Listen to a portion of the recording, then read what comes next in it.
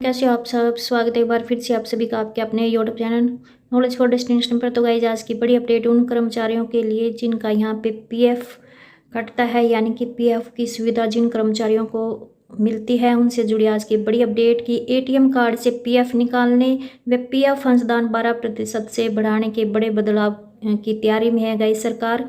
और ये कब तक सुविधा मिल सकती है या फिर कब तक बड़े बदलाव हो सकते हैं, तो पूरी अपडेट जानने के लिए गाइस प्लीज़ वीडियो में अंत तक जरूर बने रहें ताकि पूरी अपडेट आप जान पाए। तो यहाँ पे देखो गाइस कि पीएफ निकालने के लिए एटीएम जैसा कार्ड अंशदान 12% से बढ़ाने पर विचार है जो वो चल रहा है। तो गाइज इससे पहले भी ईपीएफओ को लेकर दो बड़े बदलाव किए गए थे, यानी कि जब ईपीएफओ 1.0 था तब खातों का जो रखरखाव होता था वो मैनुअली तरीके से होता था और आवेदन और निकासी तक की जो पूरी प्रक्रिया होती थी वो कागजी होती थी। और वहीं पर जब गाइज यहाँ पे ईपीएफओ 2.0 हुआ तब यहाँ पे ये ईपीएफओ डिजिटल तरीके से हुआ और ऑनलाइन पोर्टल की सुविधा दी गई।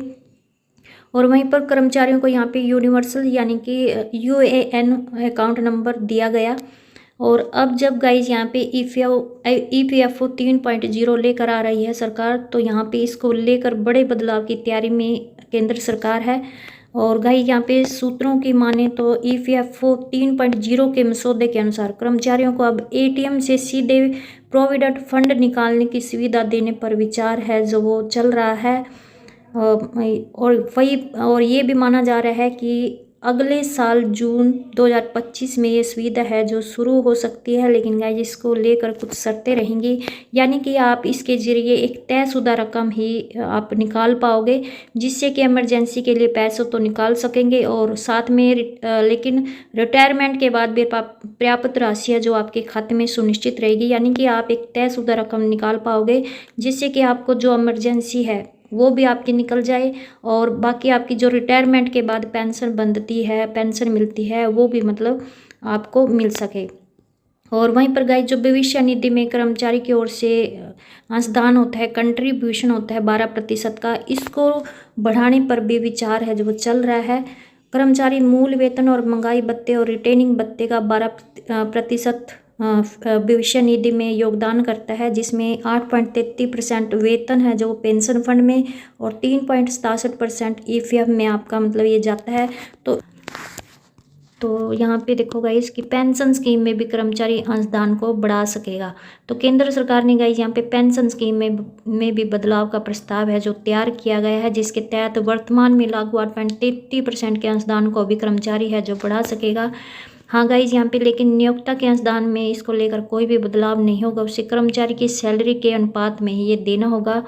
और वहीं पर गाइज यहाँ पे कर्मचारी को अंशदान और पेंशन फंड में कभी भी राशि बढ़ाने की यानी कि टॉप अप की सुविधा है जो मिल सकेगी, यानी कि अगर कोई कर्मचारी ये मानता है कि उसकी तनख्वाह मतलब अच्छी ठीक ठाक है, यानी कि जब आपको मतलब ये लगे कि मैं थोड़े से और पैसे ज़्यादा जमा करवा सकता हूँ, तो आप कभी भी अपनी मर्ज़ी से राशि बढ़ाने की आपको सुविधा है जो मिल सकेगी। ये आपके ऊपर डिपेंड करेगा, यानी कि आप इसके लिए मतलब अपनी मर्ज़ी से आप मतलब ये राशि बढ़ाने के मालिक होंगे, आपके ऊपर कोई भी प्रेशर नहीं होगा।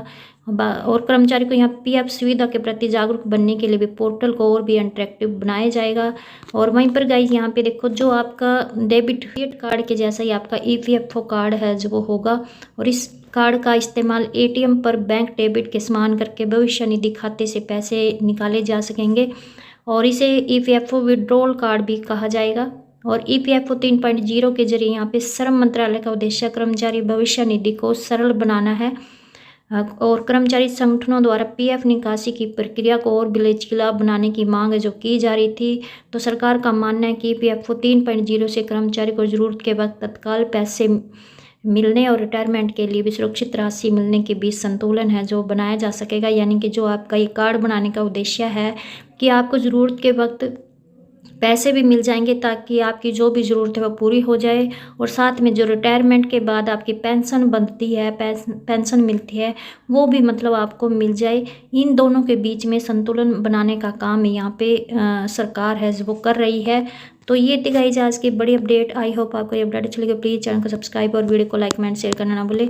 धन्यवाद।